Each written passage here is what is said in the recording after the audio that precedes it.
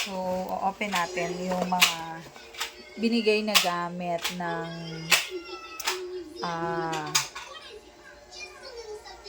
mayor namin sa Kalaka. So, open natin. So, yan, bag.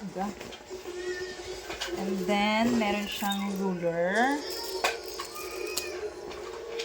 Then, plastic kasi umuulan.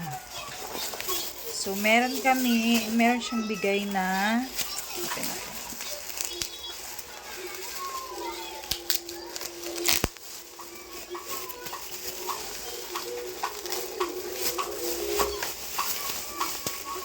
Notebook.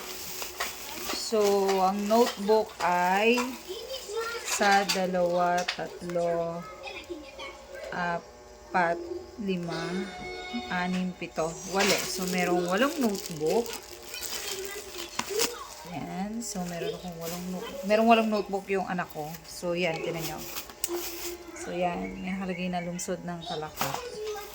Ganyan kami sa Kalaka. And then, meron ding bigay na 4 na pad ng papel. So, yan. Then, meron kasamang bond paper. May gunting. Then,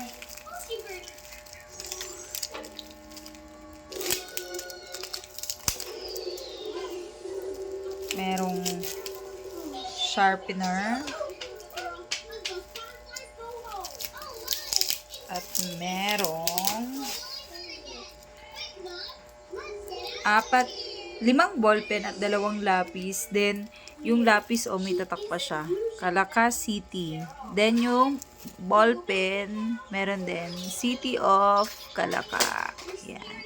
So, may pangalan yung ballpen, may pangalan din yung pencil. City of Kalaka and City of Kalaka din sa ballpen.